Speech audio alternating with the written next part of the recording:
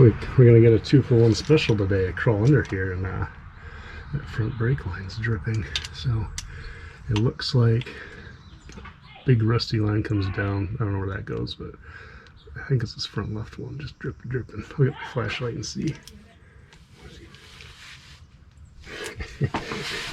Wife's watching the kid. Oh, he stomped on the RC car. I told him yesterday not to stomp on it. I need some gloves.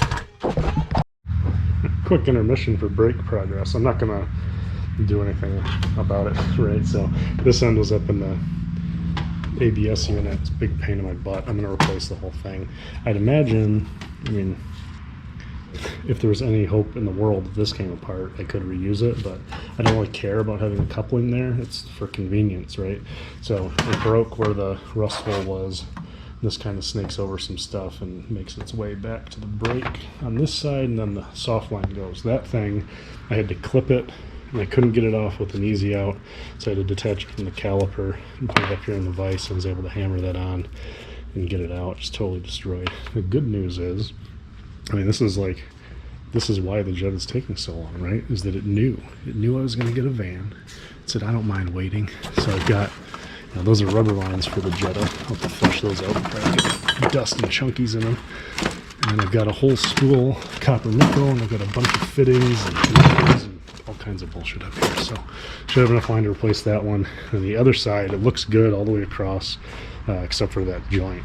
Looks really similar to his friend. So I think I'll probably try to either pull that apart or cut it on the good side, detach it up here, and then replace and just move where that coupling is, because they go through a little plastic hoop and pieces of that already snapped off. So as long as it's clipped into the trays, and we'll throw some zip ties on it down there, it'll be good. Otherwise, I'm gonna knock that out, throw some music on, and then we'll be able to test the transmission hopefully tonight. Well, brake progress number 2. I called the parts store that had some lines in stock where the picture shows a DIN fitting. It's a 60-inch line, and it shows this exact flare, right, where you're flat on one side and not on the other. So like this kind. So it's flat and then it's coned. That's a DIN. And you could tell because this part looked just right. It was flat. I need 3 of them. Fortunately, these 2 are still good. I'll have to clean them up, and I'll have to carefully cut the line so I can pull it through. And then they didn't have what I needed, at least from what the guy said on the phone, that the picture must have been inaccurate, but he also admitted he doesn't know anything about brakes. These are out of the ABS unit that came off that engine. It's going in the Jetta eventually. So good thing I didn't throw it out, because it's got 2 more fittings that are in really good shape. So I'll probably put these into the master cylinder of the Springer because they're so nice, and then I'll reuse one of these down in this right into that fitting. So the last thing I need is some kind of coupler, and I remember buying extras when I did the brakes on the Silverado. It was like, I wonder how many times this thing's gonna just eat shit. So they might be one of those red bins. I just gotta look around. Well, I thought I hit the mother load, but these are all inverted flare. So no dice. This is the old parts that my dad gave me a long time ago, and I never really changed anything in it. So I don't know if I have another secret drawer. Bubble! Fucking bubble. Fuck me. Alright. Oh, don't cuss so much. The olds don't like it. Oh my god. Okay, so there's a guy talking about this. It might be too long. So I might need to do a practice flare on a little piece of pipe and make sure that this doesn't bottom out too early. But this will work for joining things together, and I have a ton of them, so I can probably, well, not a ton, I've got 4, but 4 is enough to patch the rear as well. Might as well while the fluid's out, take that rusty section and get it the hell out of there.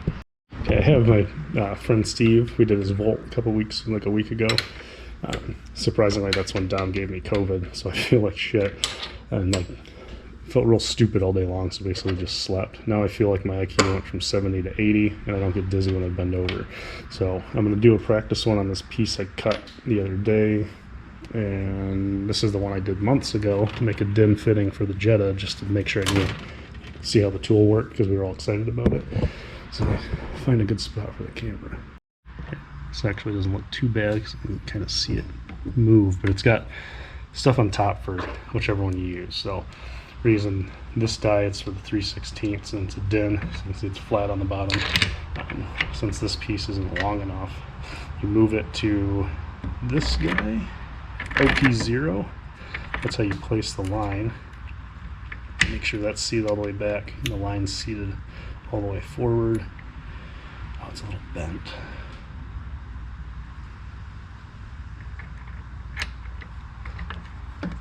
This one might not work great because the piece isn't straight, but when I clamp it, it might straighten it out. Dummy. Have to push a pin in. There. And you clamp it down. It stops pretty solid, like you know when you're tight because it's such a big surface. And I like how it grabs the pipe. It doesn't have a bunch of teeth. It just uses a longer section. So, oh wait. I need to do this with the lever moved. Silly. Actually, that's good because I can make this resist a little bit and then push it in. That makes it flat, is that right? I think that's right. I mean, it's a test piece, who cares? Then switch it to DIN, let's see, DIN 4.75, because that's the same as this 3/16 die. And then you literally just clamp it all the way down. I didn't see it pull out the back. Let's see how that looks. Maybe I did it wrong.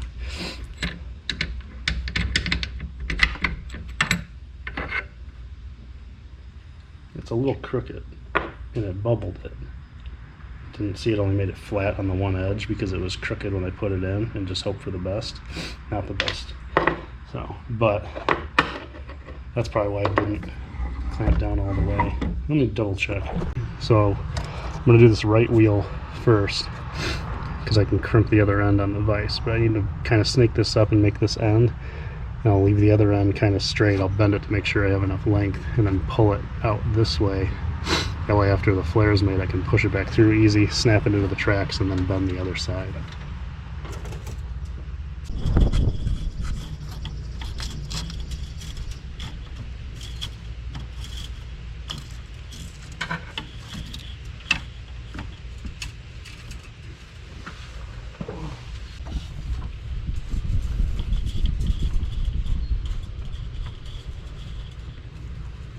Stuff bends super easy, so I'm not worried about whether it's perfect or not. So you can be like, oh, okay, there you are. Where's that hole? Yep, like right there. So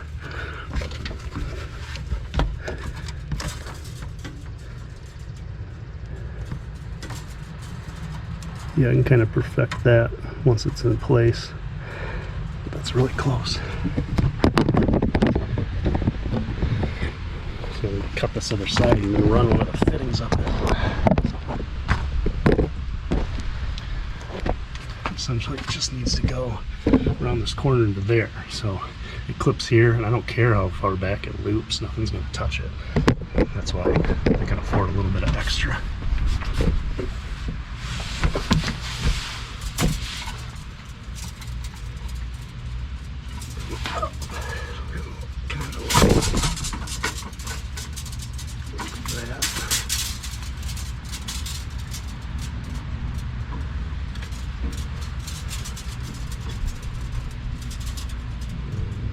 Do like here.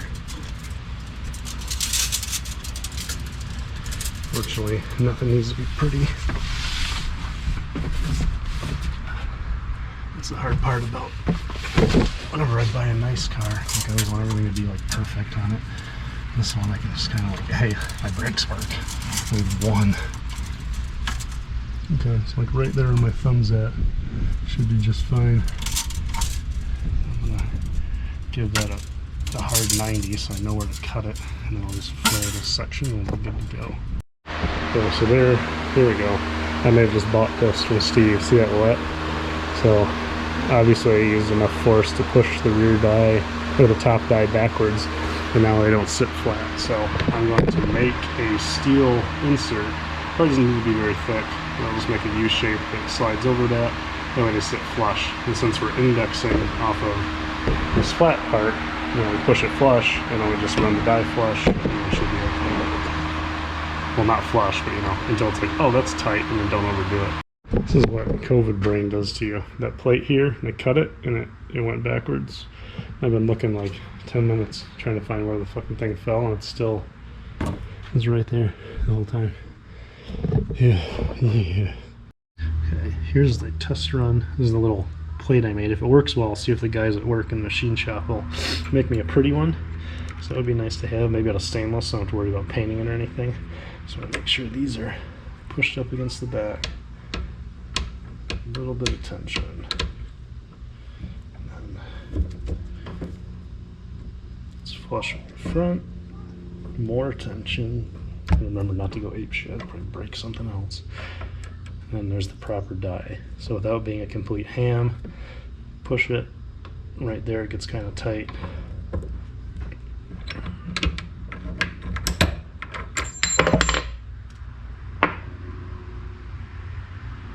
It's even, but it's still round on the one side, which tells me I should have pushed it tighter. Fortunately, I have two ends on it. Okay, one more test. This time with a little more effort. Right there's where I stopped last time. A little bit extra. I wonder if DIN fittings are harder to make, and that's why it crushes the tool. Maybe I'm not the only person with this problem. That looks good. I like that. It's basically flat where it needs to be flat. It's even all the way around. It's got the proper end, so I think we're good to go. I'm gonna do it for real. Okay, this is the real one. Don't forget your nuts. I almost forgot those. I have it lined up. You know, from the last one, I got to give it a little extra. So there, it's down. Please, please, please. Yeah, it looks great. Exciting stuff. I also keep the end clean. A little aluminum tape over it. It also holds the nut so it doesn't slide down. You have to reach all over trying to find it. Not a bad idea. Okay, so I made that one bend a little lower so it should reach. All I gotta do is pull the tape off, get it in its spot, and then I'll tighten it down, but still to where it can pivot. That way I'm not really ripping on anything while it's attached and twisting it. So yeah, hopefully it comes out okay. Okay, I'm in. This needs to be tightened still. You can see that white clip there. All the clips are roached out. It doesn't actually hold it in place. So I slipped a zip tie over it. We're good here, and I'm lucky. So I came around after I picked this line up to go flare it. I was like, oh, you gotta make a U-bend. So I added like 3 inches to where my initial mark was, and it fit just perfect. So there's my one last functional clip holding that line in place. And if I can get it, I can snap it down in there, but I can only fit one hand at a time. So I slipped the zip tie down. I'm hoping I can reach in there, get it in place, and have a diagonal zip tie kind of and hold it in that channel. Took a break overnight, got this other line put in. There's a little bit extra, but that's fine. I just need to bleed it out with the dad run to the parts store. Since I didn't have any on hand and I have diseases now, so pick up some .4 fluid so I can get these blood. I might just do a gravity bleed, but somewhere up in those totes is a pressure bleeder for Volkswagen, so this is technically European. Maybe the cap will fit. Well, it does fit, and at about 8 psi it's sprayed, burst and sprayed fluid all over the place, so that's good. This thing's gonna smell for a really long time. I have to like drive it hundreds of miles. So hopefully I have some clear tube that'll work up in my little tubing area, and then I'm trying to get to business. But this is also, I've learned in the past with this thing, why I don't fill to the max and then pump it up, because it's going to shoot a bunch of fluid in. And shit like this happens, you end up getting extra fluid in. But theoretically, once everything's sealed up and you're going, this should displace fluid into here as it draws down, and then you just depressurize it and disconnect everything. Okay, random hose I found in the garage, holding 10 psi. This will last as long as it needs to. Filled with brake fluid. And the last one took a decade, right? Just sat there, did nothing. Really, I want to see if anything's leaking. Any drips, because our only joints are here.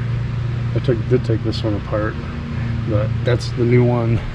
Got our two new boys up here, and then this side. So I'll let it sit for a little bit, see if I see any drips. If I don't, then it is kind of holding pressure this whole time, then I'm going to do it. So the yeah, the factory service manual doesn't state an order. They're just like, yeah, bleed it, because technically it doesn't matter. But nope, spraying flowers. I always go longest to shortest, so I'm going to go passenger side rear, driver's side rear, passenger side front, driver's side front. Okay, last wheel, shortest one, so everything should happen pretty fast. Break it open, get a little bit of fluid from what was in the caliper, and a whole lot of air bubbles. And we should get some solid fluid. I'm used to having like a little aftershock where like, oh yay, there's fluid now, and then it'll look okay, like right there. But it's not okay. Probably, yep, there's some more bubbles. How short this line is, and it shouldn't last long. These little tiny ones coming out. Oop, oop, oop. Oh, there's a big boy.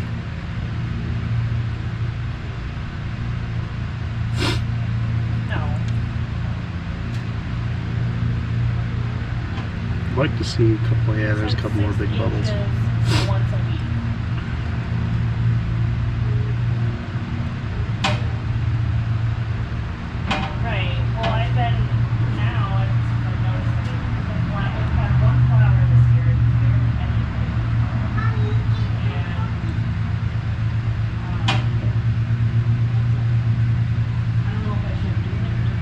Sometimes I found if you have the bleed screw too far open, it'll suck some in from the flow, kind of like a venturi. See that it's pulling in, and then it's close it down and it kind of stops. Yeah, I think that's good.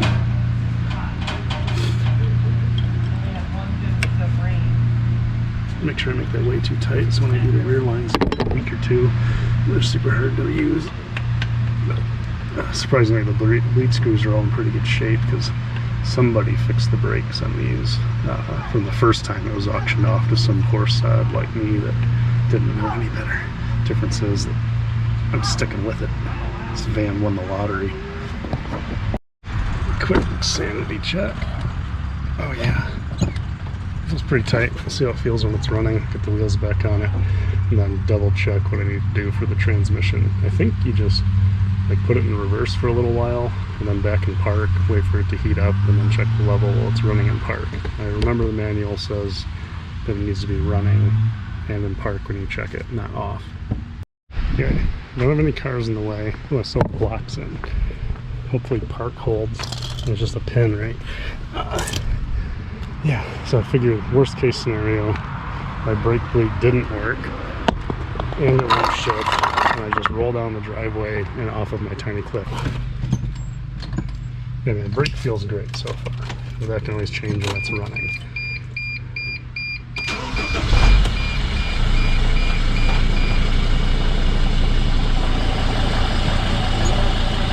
Ooh, it feels pretty good, even with the booster. So I feel good about that.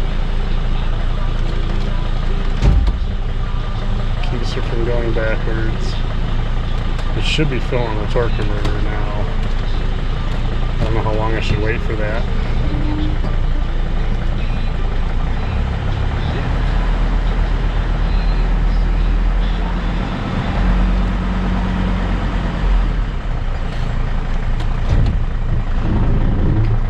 Get down the driveway where it's level.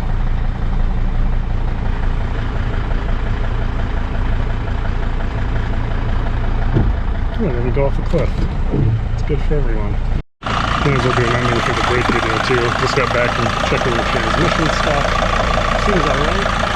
And it stops when it needs to stop. So it goes when it needs to go and it stops. It's really all you can ask for. Put the windows up and almost leave it here for the night.